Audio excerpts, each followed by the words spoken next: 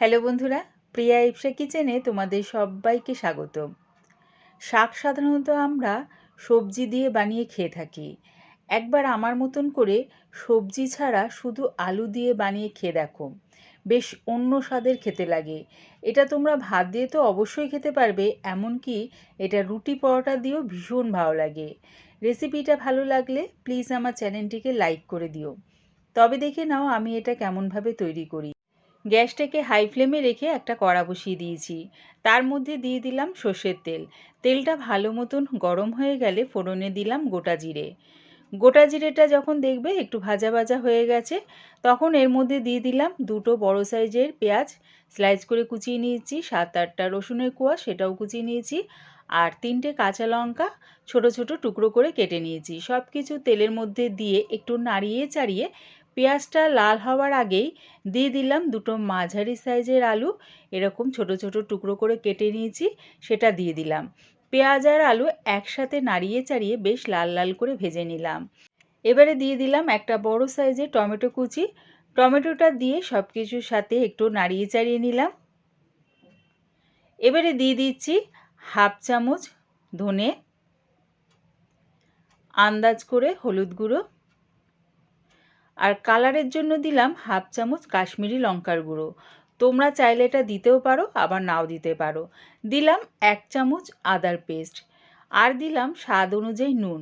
সব কিছু ভালো করে মিশিয়ে নিয়ে গ্যাসটাকে একদম লোতে করে চাপা দিয়ে এটা হতে দেব।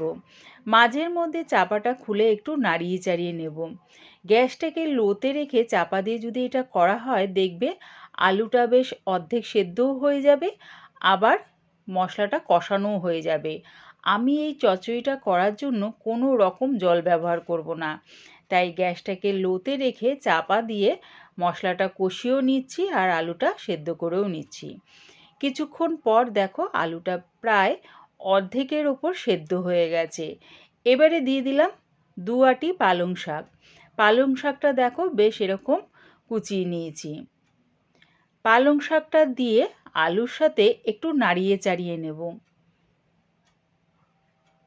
একটু নাড়িয়ে চাড়িয়ে আবার আমি গ্যাসটাকে লোতে রেখেই চাপা দিয়ে এটা হতে দেব। পালং শাক থেকে দেখবে বেশ খানিকটা জল বেরোবে, সেই জলেই কিন্তু আলুটা পুরো সেদ্ধ হয়ে যাবে আর চচ্চড়িটাও আমার রেডি হয়ে যাবে। তাই দেখো একটু নাড়িয়ে চাড়িয়ে চাপা দিয়ে এটা আবার হতে দিলাম, তবে গ্যাসটাকে কিন্তু আমি লোতেই রেখেছি। মাঝের মধ্যে খালি চাপাটা খুলে একটু নাড়িয়ে চাড়িয়ে নিচ্ছি। একবার হলো এইভাবে পালং শাকের চচ্চড়ি করে খেয়ে দেখো, স্বাদটা কিন্তু বেশ অন্য রকম লাগে, আর এটা তোমরা রুটি পরোটার সাথেও খেতে পারবে। কিছুক্ষণ পর চাপাটা খুলে দেখে নিচ্ছি। দেখো আলুটা কিন্তু বেশ সেদ্ধ হয়ে গেছে, দেখেছো?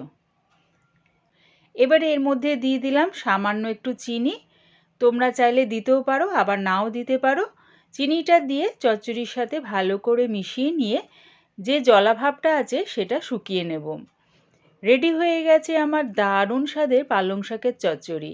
একবার হলো এইভাবে বানিয়ে খেয়ে দেখো, খেতে কিন্তু বেশ ভালো লাগে। এবারে এটা নামিয়ে নিলাম।